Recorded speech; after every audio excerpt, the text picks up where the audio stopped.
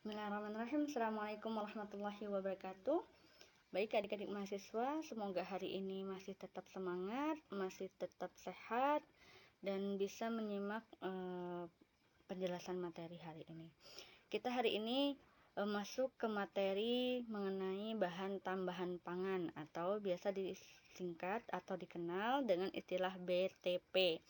Sebagian lagi menyebutnya dengan istilah BTM ya, bahan tambahan makanan. Nah, sebelum kita mulai perkuliahan ini, kita buka dulu dengan membuka lafaz al-basmalah. Bismillahirrahmanirrahim. Nah, baik, saya lanjutkan penjelasan tentang materi hari ini. Baik ya. Nah, bahan tambahan pangan ini sebenarnya berawal dari adanya masalah-masalah yang muncul selama proses pengolahan. Yang kita tahu memang bahan baku yang ada bisa jadi berkualitas ya, punya cita rasa yang baik, punya cita aroma yang baik, menggugah selera. Misal mangga mentah, mangga yang matang begitu ya, stroberi begitu. Kemudian misalnya kaldu ya. Nah, tapi karena adanya proses pengolahan yang panjang, maka biasanya mutu-mutu sensori itu akhirnya turun, ya, mengalami penurunan. Misal mangga tadinya aromanya sangat kuat ya, dari begitu kita iris itu sudah tercium, kemudian rasanya juga kuat, rasa manisnya kuat, flavor mangganya kuat. Tapi waktu kita bikin jadi dodol, misalnya jadi dodol mangga dengan proses pengolahan yang memakan waktu lama dan pemberian suhu yang sangat tinggi, akhirnya mangga itu atau kita sebut dodol mangga yang dihasilkan itu rasanya tidak sekuat rasa mangga asli ya, pasti sudah bisa dikatakan hampir hilang. Nah, jadi perlu adanya penambahan suatu senyawa yang bisa memperbaiki multisensori pada produk akhir itu. Nah, maunya kita ya sudah sampai di situ ya, tapi masalahnya konsumen-konsumen ini selalu menuntut produk-produk yang punya mutu terbaik. Jadi bukan cuman aman dikonsumsi, bukan cuman sehat saja, tapi konsumen juga tentu lebih tertarik dengan bahan makanan atau makanan-makanan yang warnanya menarik, ya kan? Kemudian aromanya, cita rasanya menggugah selera. Nah, karena adanya tuntutan ini berarti kita juga mau tidak mau harus tambahkan sesuatu senyawa yang bisa memenuhi keinginan konsumen agar produk kita dibeli. Nah, persaingan pasar yang ada saat ini juga cukup tinggi ya. Masing-masing industri itu mengeluarkan produknya.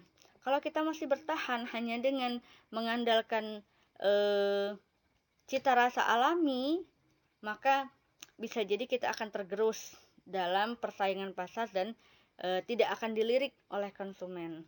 Jadi perlu sekali adanya sebuah teknologi yang ditambahkan selama proses pengolahan pangan untuk menjawab tantangan-tantangan yang tadi kita bahas sebelumnya. Nah, kemudian kita masuk ke apa itu bahan tambahan pangan atau kita singkat dengan BTP ya. Jadi bahan tambahan pangan ini merupakan suatu bahan ya yang bisa secara alami bukan bagian dari bahan baku pangan yang akan diproduksi, tetapi ditambahkan ke dalam bahan pangan untuk mempengaruhi sifat ataupun bentuk pangan dalam rangka meningkatkan mutu pangan. Jadi BTP ini bukan bahan baku ya. Jadi dia di luar dari bahan baku. Di luar dari bahan baku. Misalnya kita mau membuat dodol tadi. Dia bahan baku dodol itu biasanya misalnya ada buah ya, sumber buahnya. Misalnya dodol durian. Bahan bakunya adalah daging buah durian, kemudian tepung ya, kemudian gula. Nah, BTP ini di luar bahan baku. Sebenarnya tidak ditambahkan BTP, produk akhirnya tetap akan jadi dodol. Hanya saja mutunya tidak sebaik, tidak setinggi kalau misalnya ditambahkan bahan tambahan pangan ya, atau kita tambahkan BTP. Nah, Kalau menurut Kemenkes, pengertian BTP ini adalah suatu bahan yang biasanya tidak digunakan sebagai pangan dan bukan ingredient khas pangan ya. Dia mempunyai atau tidak mempunyai nilai gizi. Jadi bisa jadi BTP ini punya nilai gizi, bisa juga dia tidak memiliki nilai gizi. Kemudian ditambahkan secara sengaja ke dalam bahan pangan, tujuannya apa? Untuk meningkatkan dan mempertahankan nilai gizi dan mutu pangan ya. Jadi memang tujuan akhirnya balik lagi ke mutu, baik mutu fisik, mutu kimia ya, mutu sensori, dan bahkan ada juga yang ditambahkan untuk mempertahankan nilai gizi. Nah, ada istilah-istilah yang harus kita kenal dalam bahan tambahan pangan ya. Ada istilah yang pertama GRAS atau Generally Recognized as Safe. Jadi istilah ini menyatakan bahwa BTP itu harus aman dan tidak mengandung toksik. Jadi penambahan BTP ini punya syarat, dia tidak aman, tidak akan menyebabkan sakit ya, dan tidak mengandung toksik. Kalau mengandung toksik maka dia biasanya dicabut izin edarnya. Kemudian ada juga istilah lainnya yang kita kenal dengan ADI ya. ADI ini mungkin kalian sudah terbiasa mendengarnya, atau acceptable daily intake ya. Jadi konsumsi harian yang disetujui, yang diperbolehkan, atau kita sederhanakan dalam bahasa, harus ada batasan konsumsi harian. Jadi BTP itu nggak bisa digunakan, ditambahkan, dikonsumsi semaunya. Harus ada batasan penggunaan. Tujuannya apa? Agar tidak memberikan dampak yang buruk terhadap kesehatan. Tentu saja ini berbasis pada hasil-hasil penelitian atau hasil-hasil riset ya. Jadi penentuan batasan konsumsinya juga bukan dari produsen atau dari konsumen. Oh, saya maunya 3 gram kata konsumen. Tapi produsen maunya 5 gram. Tidak ya. Yang menentukan batasan konsumsi harian adalah lembaga yang berwenang, tetapi berdasarkan hasil-hasil riset ya. Sama GRAS ini juga berdasarkan hasil riset. Apakah benar aman ya? Bisa jadi produk BTP ini sudah launching di pasaran. Nah, sedangkan penelitian terus berjalan. Tiba-tiba ditemukan ternyata setelah dikonsumsi sekian lama BTP ini memberikan dampak terhadap kesehatan. Misalnya adanya timbul penyakit A. Maka nanti lembaga-lembaga terkait seperti BPOM, Kemenkes ya, BSN dan lain sebagainya itu akan memerintahkan untuk menarik izin edar BTP tersebut. Oke ya. Nah, apa sih tujuan penggunaan BTP? Secara umum, BTP ini ditambahkan ke dalam bahan pangan atau ke dalam suatu produk makanan, minuman. Tujuan yang pertama adalah untuk memperbaiki mutu sensori produk pangan ya. Sensori itu meliputi rasa, warna, aroma ya. Nah, kemudian ada juga yang bertujuan untuk memperbaiki tekstur pangan ya. Kita tahu ada beberapa produk pangan yang kita lebih suka kalau empuk. Makin empuk makin enak ya, misalnya roti begitu. Nah, atau kita maunya kenyal ya, seperti misalnya permen-permen ya, permen-permen yang kenyal-kenyal ya.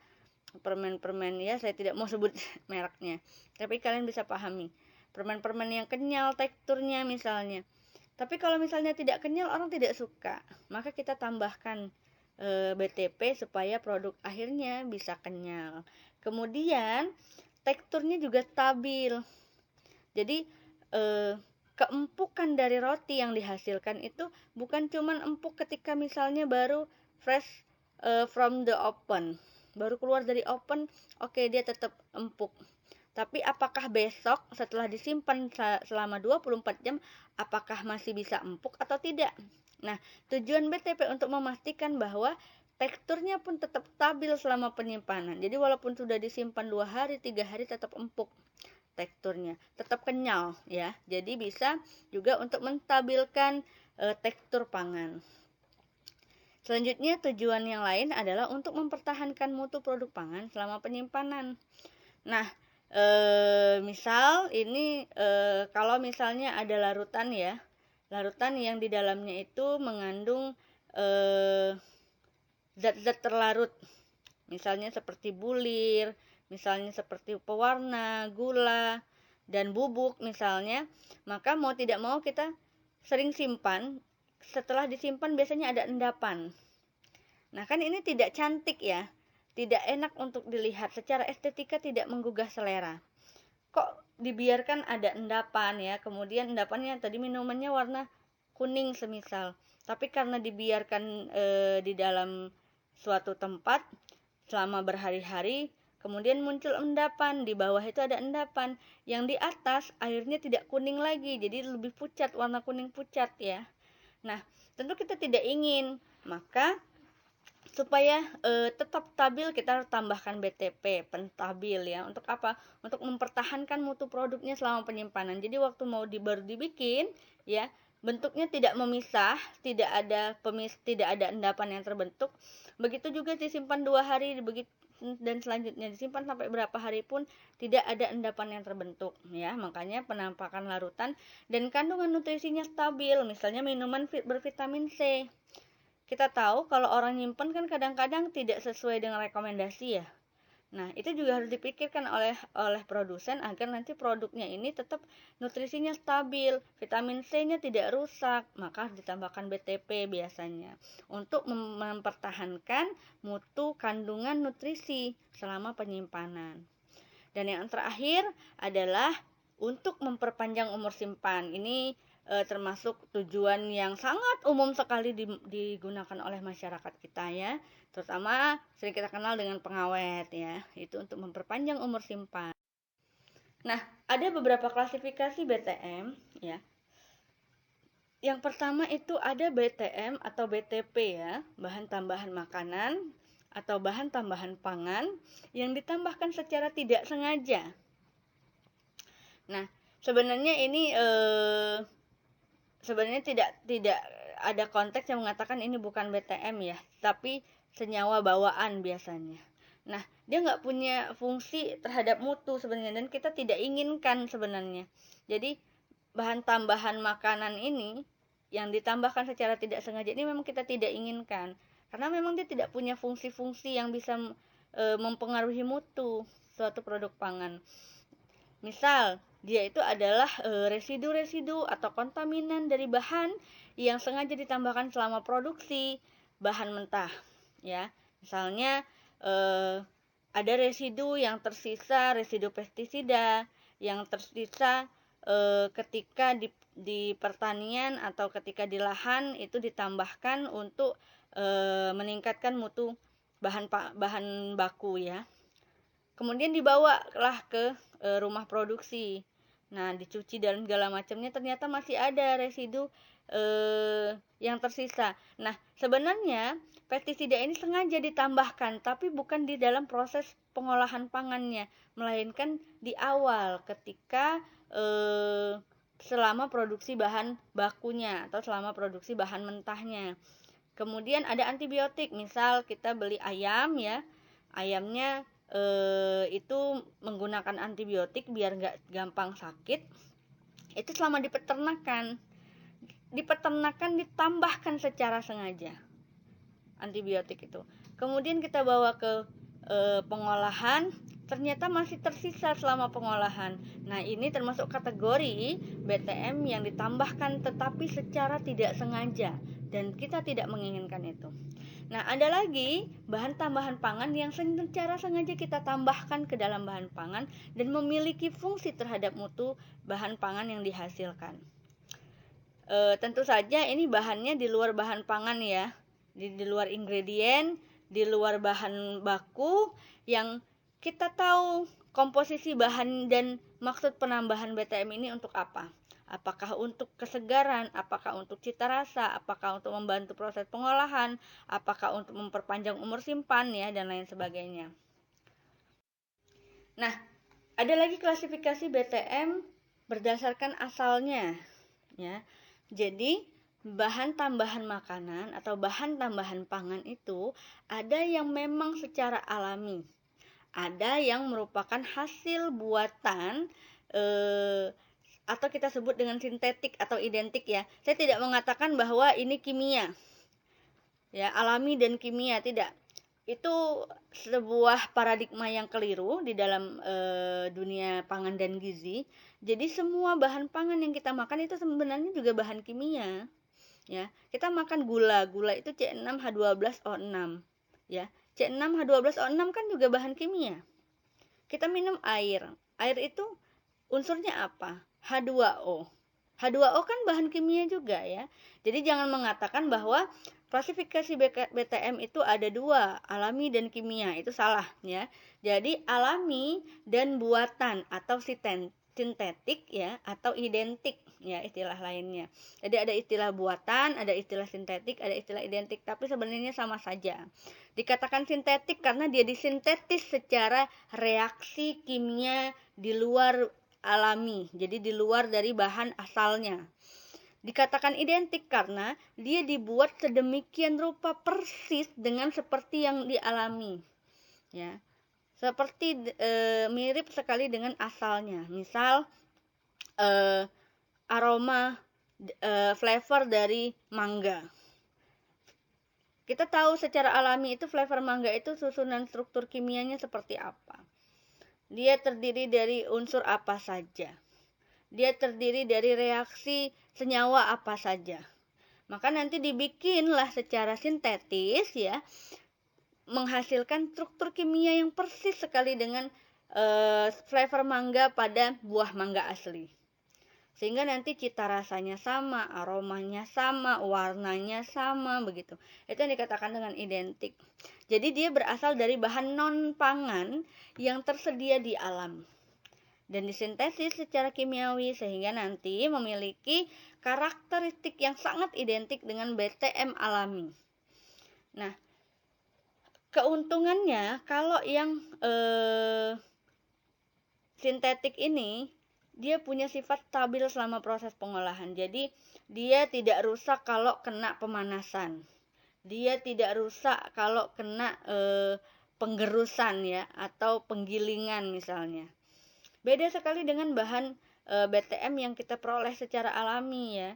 Pasti tidak stabil selama proses pengolahan. Begitu kena panas warnanya jadi pucat. Begitu kena panas aromanya hilang karena bersifat volatil. Volatil itu mudah sekali menguap, hilang bersama udara. Kemudian keuntungannya lagi kalau BTM sintetik ini kita hanya memerlukan bahan bakunya dalam jumlah kecil, ya, karena dia tersedia di alam dan dia bukan non pangan.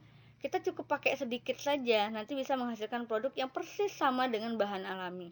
Beda sekali kalau dengan BTM yang alami. BTM yang alami ini perlu bahan baku dalam jumlah besar, ya. Misal kalau kita mau bikin pewarna alami dari daun pandan misal, atau dari daun suji, ya, mirip seperti daun pandan tapi bukan daun pandan, lebih hijau daripada daun pandan. Nah, kita mau bikin pewarna hijau dari daun suji misalnya. Maka untuk menghasilkan 1 liter pewarna daun suji atau pewarna warna hijau, kita memerlukan banyak sekali daun sujinya, ya. Dan ini artinya kita harus menyiapkan bahan baku dalam jumlah besar. Ini sangat merepotkan sekali. Belum lagi biayanya mahal, ya.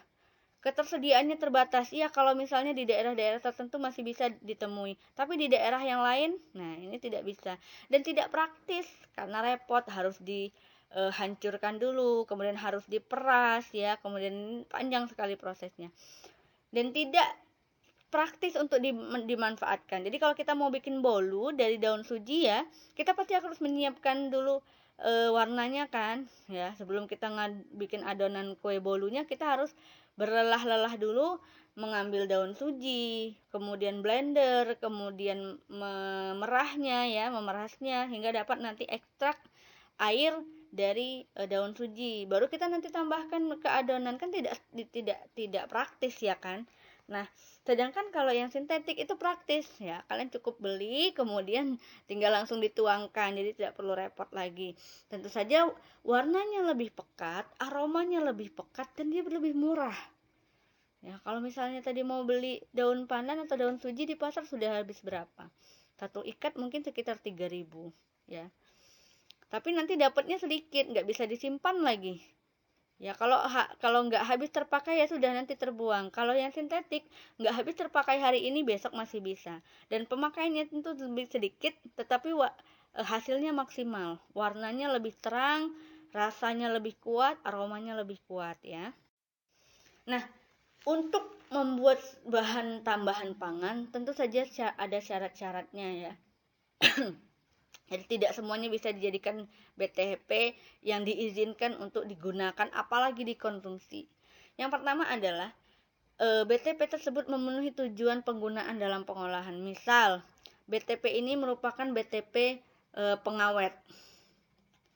Maka kalau dia tidak bisa mengawetkan bahan pangan, maka dia tidak masuk ke dalam syarat BTP pengawet. Misal dia BTP pengenyal. Waktu kita tambahkan ke dalam bahan pangan atau dalam proses pengolahan yang kita lakukan, ternyata dia tidak mampu menghasilkan produk yang kenyalnya sesuai dengan yang kita inginkan. Malah nanti keras, maka dia tidak bisa dikatakan BTP ya. Jadi harus memenuhi tujuan penggunaan dalam pengolahannya. Nah, syarat yang kedua adalah tidak digunakan untuk menyembunyikan penggunaan bahan yang tidak memenuhi persyaratan. Ya. Jadi misal nih kita mau buat ada orang-orang yang menggunakan formalin untuk ditambahkan ke dalam ayam misalnya. Jadi daging ayam mentah itu supaya awet ya, mereka menggunakan formalin. Cuman supaya formalinnya tidak tercium ya, mereka tambahkan bahan tambahan pangan flavor daging segar ya. Jadi supaya apa? Supaya aroma formalinnya jadi tersamarkan, tidak terdeteksi oleh konsumen. Nah, ini tidak boleh. Jadi BTP tersebut tidak boleh digunakan kalau tujuannya untuk menyembunyikan penggunaan bahan yang tidak memenuhi persyaratan. Atau BTP tersebut digunakan untuk menyembunyikan cara kerja yang bertentangan dengan cara produksi yang baik untuk pangan. Ya. Kemudian BTP tersebut tidak digunakan untuk menyembunyikan kerusakan bahan pangan. Sebagian besar masyarakat awam itu masih banyak yang menggunakan BTP itu untuk menyembunyikan kerusakan bahan pangan.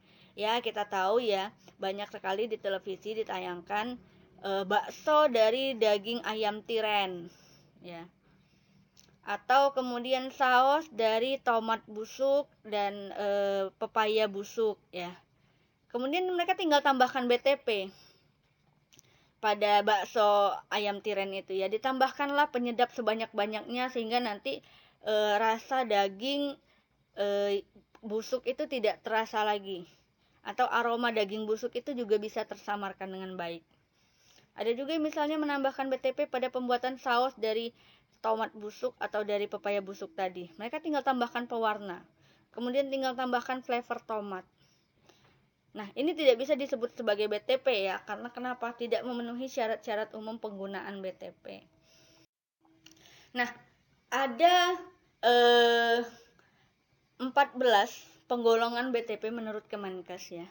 Yang pertama itu sebagai pewarna ya, bahan tambahan pangan pewarna, pemanis, pengawet, antioksidan, anti kempal ya. Jadi anti kempal ini biasanya ditambahkan pada jenis tepung-tepungan jadi supaya tidak menggumpal.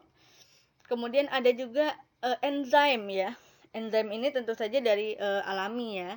Kemudian ada juga penambah gizi, ada pengemulsi, ada sekuestran ya, ada penyedap rasa, pengatur keasaman, pemutih, dan pengenyal. Oke, nah kita akan bahas. Nah, ada pewarna. Pewarna ini yang tadi kita sebut di klasifikasi BTM ada dua, ada yang alami dan ada yang sintetis. Pewarna yang secara alami biasanya diperoleh dari tanaman, ya dari tanaman maupun dari hewan. Jadi memang pembentukannya secara alami ada di dalam daging hewan tersebut atau ada di dalam tanaman itu sendiri. Contoh ada karotenoid ya. Karotenoid ini biasanya warnanya kuning sampai ke oranye, bahkan semakin banyak karotenoidnya biasanya akan ke arah kemerah-merahan ya. Kemudian ada antosianin ya. Kemudian ada juga kurkumin. Kurkumin ini sudah biasa ya. Kurkumin ini warna kuning dari kunyit. Jadi itu secara alami terbentuk di dalam tanaman itu sendiri. Nah, ada juga pewarna yang sintetis. Nah, itu FD dan CDI ya. Kemudian ada juga FD dan FD-NC-like. Ini nih banyak dicantumkan pada kemasan-kemasan bahan pangan. Biasanya dicantumkan dalam bentuk kode. Ya, misal nih, kodenya biasanya FD-NC yellow number 28 like ya. Nah, kemudian pewarna sintetis ini ada plus minusnya. Kalau yang sintetis ini mungkin kalau keuntungannya tentu saja akan memberikan mutu yang baik sekali terhadap produk yang dihasilkan. Misal warnanya jadi lebih cerah ya, sehingga nanti akan menarik konsumen. Warnanya lebih terang, lebih muncul, lebih kuat, dan tentu saja praktis dan murah. Memang banyak sekali keuntungannya, tetapi pewarna ini juga punya dampak negatif untuk kesehatan kita jika pertama dikonsumsi dalam jumlah kecil namun berulang. Mungkin yang kita gunakan itu sesuai dengan batas penggunaan ya. Misal 2 gram ya. 2 gram per hari. Harusnya itu cukup, cuman masalahnya kita konsumsi ada berapa banyak makanan yang kita konsumsi dalam sehari yang mengandung pewarna. Oke, kita mungkin makan satu misalnya ciki kentang ya, itu dikasih pewarna kuning misal. Pewarna kuningnya mungkin 0,1 gram. Kemudian kita jajan lagi ya, kita jajanlah tahu goreng dadakan yang ditambahkan dengan penyedap atau bumbu yang berwarna merah rasa cabai itu ya. Itu dikasih pewarna merah. Itu berapa gram? Misalnya 0,5 gram. Kemudian kita makan lagi jajanan yang lain ya, beli esnya pakai pewarna hijau. Kalau di total ternyata lebih dari 2 gram. Sebenarnya 2 gram itu aman, mungkin yang kita konsumsi cuma 2 gram, tapi besoknya kita makan lagi, Nah, kalau dikonsumsi berulang, jadi ini akan menyebabkan dampak negatif. Jadi artinya kita juga sebagai seorang nutrisionis, baik untuk diri kita sendiri maupun untuk pasien kita, nanti juga perhatikan penggunaan pewarna ini, dietnya mereka sampai mana, berapa banyak yang mereka konsumsi per hari, berapa gram yang mereka konsumsi, dan itu harus dikumulatifkan. Apakah memang masih aman untuk dikonsumsi atau tidak ya. Sama dengan yang bahan tambahan pangan lain yang akan kita bahas nanti. Kemudian akan menimbulkan dampak negatif terhadap kesehatan kalau dikonsumsi dalam jangka waktu yang lama. Jadi sudah kita makannya itu sering, berulang-ulang, besoknya makan lagi, dan itu terus berlangsung sampai sampai bertahun-tahun bahkan puluhan tahun. Ya, ujung-ujungnya apa? Ujung-ujungnya liver kita akan mengalami sirosis. Ginjal kita akan mengalami kerusakan ginjal. Karena apa? Karena kerjanya berat. Mereka harus mengeluarkan sisa-sisa metabolisme itu, karena memang pewarna sintetis biasanya itu tidak bisa dicerna oleh tubuh kita. Jadi dia tentu saja akan menjadi senyawa asing di dalam tubuh kita yang harus dikeluarkan. Tapi kalau misalnya konsumsinya terus-terusan dan dalam waktu yang cukup lama, tentu saja kan akan numpuk di ginjal kita. Sedangkan ginjal kita itu butuh waktu untuk mendetok semua sisa-sisa metabolisme atau senyawa-senyawa asing tersebut. Nah, bisa juga menyebabkan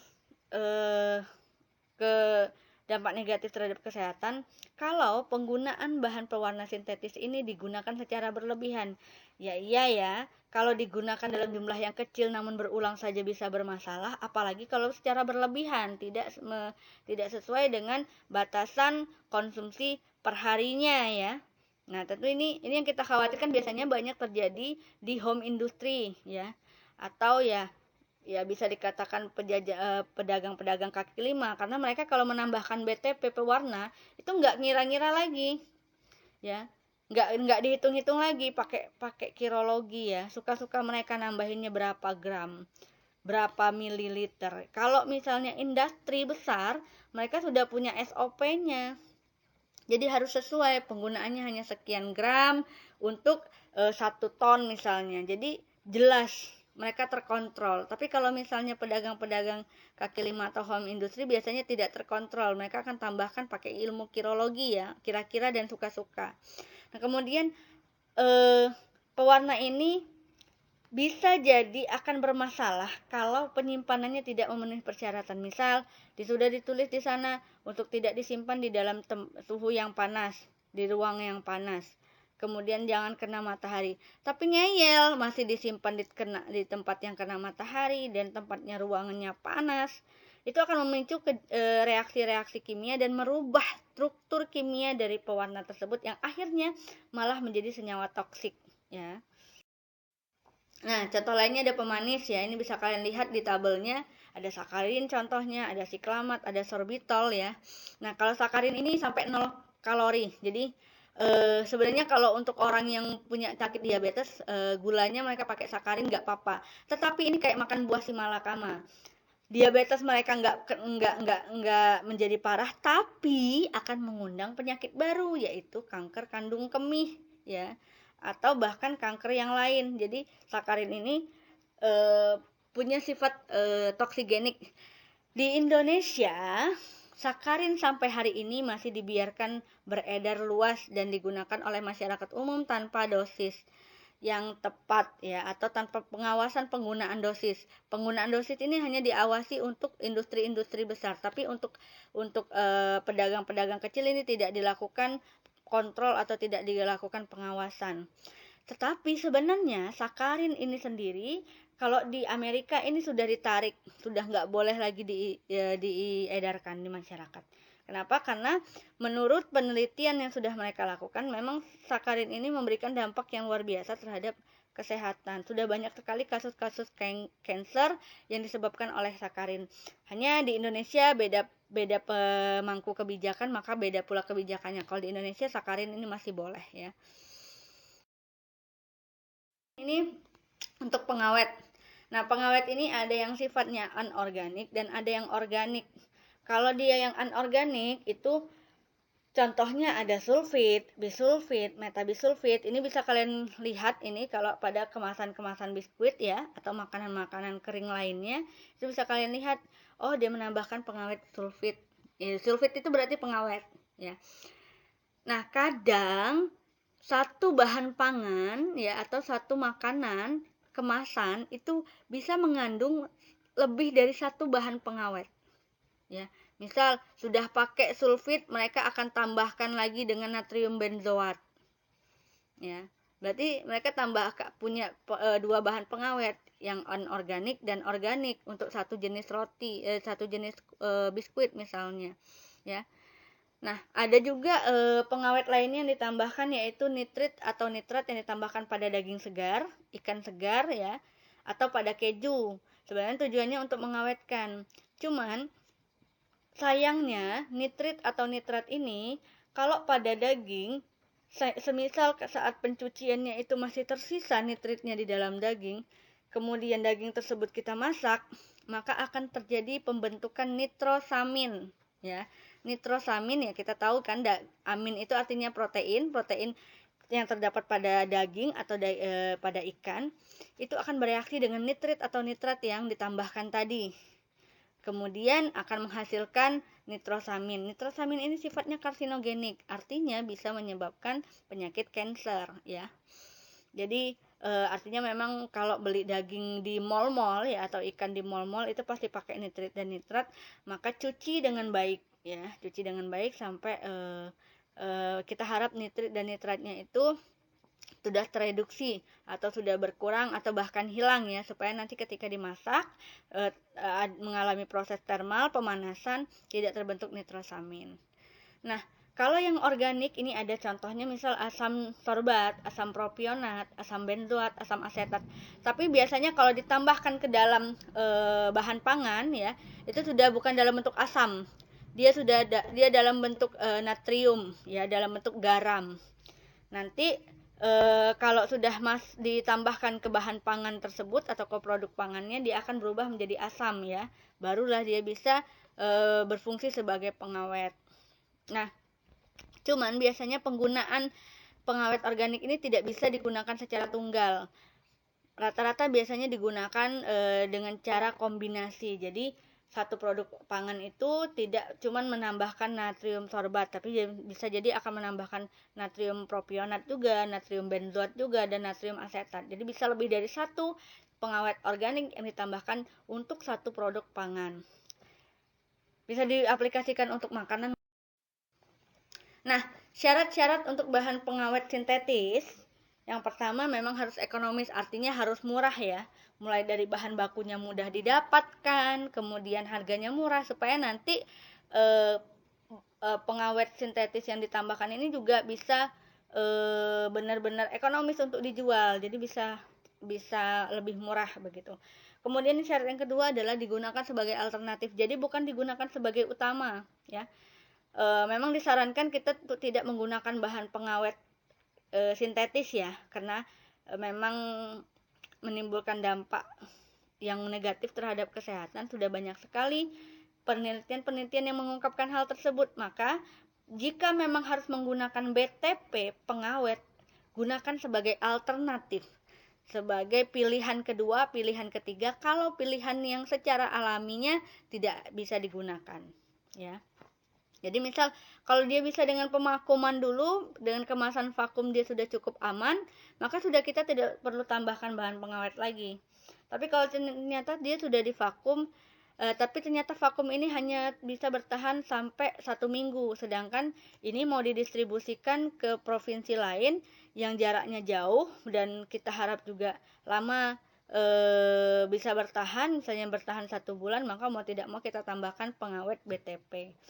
Bisa juga syarat utamanya bisa memperpanjang umur simpan tentu saja ya. Tidak menurunkan mutu sensori. Jadi jangan sampai ditambahin bahan pengawet itu tujuannya mau supaya bahan makanannya tidak rusak, awet, tapi ternyata mutu sensorinya jadi turun. Aromanya jadi tidak enak gara-gara ditambahin pengawet itu. Maka berarti dia tidak memenuhi syarat bahan pengawet sintetis. Kemudian bahan pengawet sintetis itu juga harus mudah dilarutkan ya. Jadi dia mudah tercampur dengan bahan makanan yang mau kita produksi supaya memang bereaksi cepat dan bisa berfungsi dengan baik. Kemudian bahan pengawet tersebut harus bisa bekerja pada pH yang sesuai dengan produk pangan. Jadi kita juga ketika memilih bahan pengawet harus tahu dulu, ini bahan pengawetnya bisa nggak bekerja kalau di pH rendah misal. Kenapa harus bisa bekerja di pH rendah? Karena produk kita, produknya asam ya. Misal produk kita ini adalah minuman hasil fermentasi yang kategori pH-nya berkisar antara 3 sampai 4. Maka kita harus cari nih bahan pengawet sintetis yang bisa bekerja pada pH tersebut. Jadi jangan sampai kita nggak cari tahu dulu bahan pengawet ini bisa bekerja pada pH berapa. Ternyata nggak cocok malah dengan pH bahan pangannya, artinya dia tidak bisa bekerja dengan baik. Kemudian aman dalam jumlah yang diperlukan ya, tentu saja ada batasan. Kemudian mudah ditentukan dengan analisis kimia. Jadi untuk menganalisisnya juga mudah. Jadi benar nggak sih bahan pangan ini mengandung pengawet A misal. Jadi pengawet A ini harus mudah dideteksi dalam bahan pangan tersebut secara analisis kimia. Kemudian tidak menghambat enzim-enzim pencernaan, karena kita harus menelan bahan pengawet sintetis ini bersama dengan makanan. Jangan sampai ketika kita konsumsi bahan pengawet tersebut, enzim-enzim dalam pencernaan kita tidak bekerja, ya. Enzim laktasenya tidak bekerja, kemudian enzim yang ada di daerah pencernaan di daerah mulut kita itu tidak bekerja misalnya. Ya berarti nanti akan mempengaruhi kesehatan ya kan. Kalau misalnya tidak aktif enzim-enzimnya atau terhambat kerjanya, maka nanti metabolisme kita juga akan terhambat. Oke, jadi penyerapan nutrisi itu juga tidak berjalan dengan baik. Kemudian syarat selanjutnya adalah tidak mengalami dekomposisi atau tidak bereaksi untuk membentuk suatu senyawa kompleks yang bersifat lebih toksik ya. Jadi jangan mengalami perubahan komposisi. Jadi dia harus stabil juga pengawet ini. Selanjutnya, pengawet ini mudah dikontrol dan didistribusikan secara merata dalam bahan pangan. Ini ada kaitannya dengan syarat yang E ya, mudah dilarutkan. Supaya apa? Supaya dia nanti bisa tercampur dengan baik dengan bahan pangan, dalam bahan pangan yang diproduksi. Selanjutnya, mempunyai spektra antimikroba yang luas ya. Jadi harus punya banyak kemampuan antimikrobanya, dia bisa membunuh banyak jenis mikroorganisme. Jadi bukan hanya satu saja, bukan hanya Staphylococcus aureus saja, tapi dia juga bisa membunuh jenis yang lain. Streptococcus dia bisa bunuh begitu. Kemudian misalnya mikroorganisme yang lain, jenis kapang ya, Aspergillus flavus misalnya, atau jenis kamir ya, dan lain sebagainya. Jadi spektra antimikrobanya luas, ada banyak sekali mikroorganisme yang bisa ya diinaktifkan atau dibunuh oleh bahan pengawet tersebut. Jadi tidak boleh cuma satu saja. Terus dia cuma efektif untuk satu jenis ini, ya berarti dia tidak bisa memenuhi syarat bahan pengawet sintetis. Nah, kemudian ada penyedap. Penyedap ini kalau berdasarkan asalnya ada dua kategori. Kategori pertama adalah penyedap alami dan kategori kedua adalah penyedap buatan. Penyedap buatan tentu saja ini disintetis dari bahan-bahan non-pangan biasanya ya, tapi dibuat sedemikian rupa struktur kimianya sehingga nanti mirip sekali, identik sekali dengan penyedap alami. Ya, kalau penyedap alami misalnya kita bisa gunakan kaldu ayam, kaldu sapi. Apakah dari tanaman bisa, Bu? Bisa. Dari tanaman banyak sekali penyedap alami. Misal dari bawang putih ya, dari jamur ya, kemudian dari rempah-rempah itu juga mengandung penyedap alami. Ya, kalau penyedap buatan biasanya dari bahan non pangan. Disintetis sedemikian rupa mirip sekali dengan penyedap alami. Makanya penyedap buatan itu murah sekali karena dia tidak perlu bahan baku yang mahal-mahal untuk mendapatkan efek cita rasa penyedapnya. Nah, kalau berdasarkan fungsi ya, penyedap kalau penyedap aroma ini sebenarnya sifatnya volatil ya. Bisa juga dengan penyedap flavor daging misal, ya penyedap aroma. Jadi biasa ditambahkan untuk menyamarkan aroma yang tidak sedap ya. Tetapi dia bukan termasuk kerusakan bahan pangan, tidak. Ya, dia memang muncul sebagai flavor alami, sebagai senyawa volatil alami. Misal seperti kalau misalnya kita membuat susu dari kedelai ya. Bagi orang-orang yang menyukai susu kedelai mungkin bagi mereka tidak ada masalah, tapi bagi orang-orang tertentu ada yang tidak menyukai susu kedelai. Kenapa? Karena ada bau langu ya.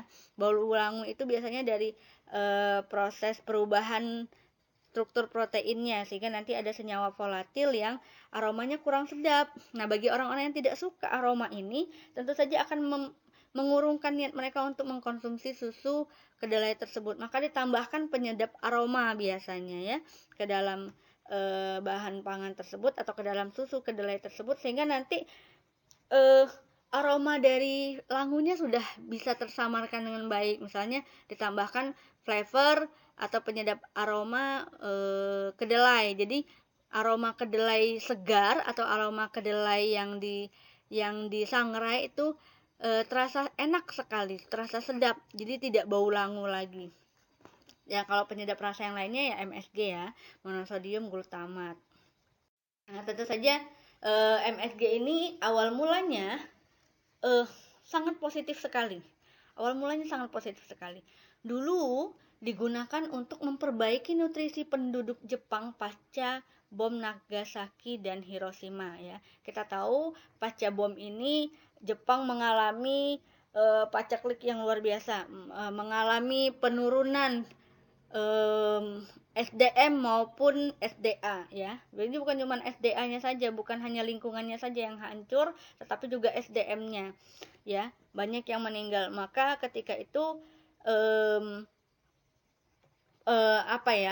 pejabat-pejabat di Jepang itu meminta para peneliti untuk melakukan penelitian bagaimana memperbaiki nutrisi orang-orang yang kena korban bom Nagasaki dan Hiroshima, supaya recovery-nya cepat, kemudian mereka bisa produktif lagi membangun negara mereka yang sudah hancur, ya.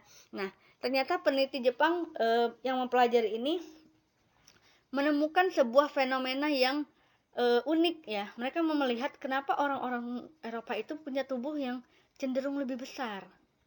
Nah, yang dicarinya ketika itu oleh peneliti Jepang, mereka cek makanannya. Apa bedanya makanan mereka dengan makanan Jepang? Oh, ketika ditemukanlah ternyata makanan orang Eropa itu lebih gurih. Maka mereka melakukan penelitian lebih lanjut. Senyawa apa yang bisa membuat makanan khas Eropa ini bisa lebih gurih? Maka mereka menemukan adanya monosodium glutamat, ya. Setelah mereka menemukan, oh ada monosodium glutamat, mereka cek struktur kimianya seperti apa. Nah, setelah itu sudah tahu struktur kimianya, mereka bisa mendapatkannya dari bahan-bahan alami, ya. Misalnya dari dari tebu, ya. Mereka bisa menghasilkan monosodium glutamat dari tebu. Itu secara alami. Kemudian seiring berjalannya waktu, adanya teknologi, adanya perkembangan industri yang semakin pesat, adanya tuntutan masyarakat yang maunya makanannya enak, murah, dan praktis, maka dibuatlah monosodium glutamat yang sintetis, ya. Jadi bukan dari bahan. Nah, metode pengujian keamanan BTP. Jadi memang BTP yang akan di-launching, yang akan diedarkan di masyarakat itu harus mengalami pengujian keamanan dulu, harus lolos dulu pengujian keamanannya. Nah, ada 3 teknik ya untuk menguji keamanan bahan tambahan pangan, yaitu yang pertama penentuan LD50, ya. LD50 ini penentuan lethal dosis, ya. Lethal dosis 50. Artinya nanti mereka mau lihat dosis seberapa banyak dosis, ya, yang diberikan kepada responding yang bisa mempertahankan kehidupannya 50% dan kematian 50%. Contoh begini. Kita mau mengecek nih apakah pewarna yang apakah pengawet yang mau digunakan ini aman atau tidak. Kita berikan misal 2 gram kepada 100 mencit misalnya. Misalnya kita tambahkan 2 gram, kita tambahkan 1 gram, kita tambahkan 3 gram. Jadi ada 3 dosis yang ditambahkan, 1 gram, 2 gram, dan 3 gram. Oh, ternyata dari 1 gram, 2 gram, dan 3 gram kita lihat mana yang angka kematiannya hanya 50%. Kalau angka kematiannya hanya 50% atau di bawah 50%, maka dia lolos ke uji keamanan. Tapi kalau ternyata yang mati lebih dari 50%, lebih dari 50 mencit, maka dia tidak lolos keamanan pangan. Mohon maaf, keamanan BTP-nya, ya. Jadi misalnya, oh 2 dosis 2 gram yang mati cuman 40, oh berarti masih aman. Tapi di dosis ketiga ternyata yang mati sekitar 75 mencit. Oh, berarti 3 gram itu tidak aman, ya. Kemudian ada juga pengujian dengan menentukan dosis maksimum yang dapat ditolerir, ya. Biasanya ini diberikan dan diamati pada mencit setelah 21 hari pemberian BTP tersebut, ya. Jadi misalnya kita berikan 1 gram pengawet, ya, kepada mencit. Nanti selama 21 hari itu kita berikan terus 1 gram, 1 gram, 1 gram, 1 gram. Oh, ternyata selama 21 hari mereka tidak mati. Oh, berarti 1 gram masih aman. Kemudian dinaikkan lagi dosisnya 2 gram, ya. Kita kasih lagi ke mencit tersebut. Ternyata selama 21 hari kita amati. Belum nyampe ke hari 21 dia sudah mati misalnya. Karena keracunan misalnya. Misalnya baru sekitar 15 hari dia udah mati. Berarti dosis yang 3 gram ini tidak bisa digunakan. Dosis maksimumnya hanya 2 gram. Begitu, ya, bisa dipahami. Kemudian yang ketiga adalah pengujian pemberian pakan selama 90 hari. Maka akan diketahui gejala tidak normal pada hewan percobaan sehubungan dengan pakan yang diberikan. Jadi kalau pengujian yang terakhir ini selama 90 hari. Kalau yang kedua tadi 21 hari. Nah, Kalau 90 hari ini bukan kematiannya lagi, ya. Jadi kalau sudah lolos yang pertama, dilakukan uji yang kedua, setelah uji yang kedua dilakukan uji yang ketiga. Jadi tahapnya yang pertama ini jauh lebih ketat daripada yang kedua lebih ketat daripada yang ketiga. Nah, yang terakhir ini pengujian pemberian pakan selama 90 hari. Jadi BTP tersebut kita campurkan ke dalam bahan pangan yang akan dimakan oleh si mencit ya, atau objek penelitian kita. Kemudian diberikan terus-terusan selama 90 hari. Nah, selama 90 hari itu setiap harinya kita amati gejala-gejala abnormalnya ya. Misalnya nanti dia tiba-tiba sering linglung ya, atau nafsu makannya menurun, atau dia kemudian dia sakit dan lain sebagainya ya. Biasanya yang digunakan kalau tidak mencit ya kelinci begitu. Tapi karena kelinci jauh lebih mahal harganya, biasanya menggunakan mencit. Nah, dari semua bahan pangan, bahan tambahan makanan itu tidak semuanya bisa digunakan ya. Ada bahan-bahan yang dilarang sebagai BTM tapi masyarakat awam masih sering menggunakannya. Pertama, formalin ya. Formalin itu bukan bahan BTM ya. Dia tidak food grade ya, bukan untuk pangan. Ya, ini digunakan biasanya untuk mengawetkan kayu misalnya, atau untuk mengawetkan jasad-jasad biologis dan lain sebagainya. Ada juga natrium tetraborat atau yang dikenal dengan boraks ya. Boraks ini digunakan untuk mengeraskan kayu, malah mengeraskan kayu dan mengeraskan bahan-bahan bangunan lainnya. Itu digunakan untuk makanan. Jadi kebayang nggak sama kalian apa yang terjadi dengan sistem pencernaan kita dan tubuh kita kalau boraks ini masuk ya. Kemudian ada kloramfenikol ya. Kloramfenikol ini antimikroba ya. Sebenarnya digunakan untuk keperluan laboratorium. Misalnya ditambahkan pada media agar yang digunakan untuk menganalisis mikroorganisme tertentu. Tapi karena dia bisa membunuh banyak sekali spektra mikroorganisme, disalahgunakan sebagai BTM pengawet. Nah, ini tidak boleh ya. Ini kloramfenikol ini bersifat racun toksik. Jangankan tertelan, terhirup saja itu bisa merusak merusak paru-paru kita. Saya cukup sering bekerja dengan kloramfenikol, dan kami kalau misalnya bermain dengan kloramfenikol ini harus pakai masker dan harus pakai sarung tangan karena khawatir nanti terhirup atau tertelan karena lupa cuci tangan gitu, megang-megang area-area lubang-lubang di wajah dan akhirnya masuk ya. Ada kalium klorat, ada nitrofuranzan. Ini kalian bisa cek di kemasan. Tapi yang kita sering lihat ini justru digunakan oleh pedagang-pedagang kecil ya. Jadi tidak tercantum memang di kemasan. Ada aspirin ya. Aspirin ini sebenarnya untuk anti nyeri, tapi juga digunakan sebagai BTM ya. Kemudian ada minyak nabati yang dibrominasi, ada dietil pirokarbonat, ada penitil karbamida. Nah, ada juga jenis pewarna. Ya, pewarna ini misalnya contoh rodamin B. Rodamin B dulu sekali itu bisa digunakan untuk industri karena di launching ternyata diklaim aman. Setelah sekian tahun beredar dan banyak digunakan di industri-industri, baru keluar penelitian terbaru menunjukkan bahwa rodamin B ini bisa merusak sel saraf, bisa merusak liver, hati, bisa merusak ginjal, bahkan bisa menyebabkan kematian. Maka akhirnya izin edar rodamin B untuk BTM itu dicabut. Di Indonesia sendiri juga sudah dicabut ya. Jadi nggak boleh digunakan. Hati-hati kalau yang pakai rodamin B, biasanya warnanya warna merah. Kemudian ada juga pewarna kuning ya, methanol yellow. Kalau kalian perhatikan, suka iseng ya, bisa kalian lihat nanti, cek pewarna makanan yang tertera di bahan di makanan kalian, di kemasannya. Kalian lihat pewarna yang digunakan untuk produk-produk apa ya, pel begitu ya, produk-produk untuk yang pewangi toilet dan lain sebagainya. Coba kalian lihat, bandingkan ya. Jangan-jangan sama ya. Ini hanya untuk memastikan saja, tapi saya tidak mengklaim apa-apa.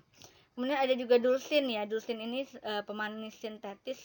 Dia berkali-kali lipat lebih manis dibandingkan pemanis umumnya ya. Jadi banyak digunakan, tetapi di Amerika dan Eropa ini sudah ditarik ya karena bisa menyebabkan karsinogenik. Kemudian disusul Indonesia juga sudah melarang peredaran dulsin atau penggunaan dulsin sebagai pemanis sintetis.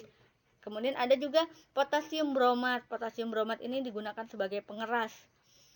Ya, ini juga digunakan untuk bahan-bahan non pangan ya, malah lebih cenderung ke bahan-bahan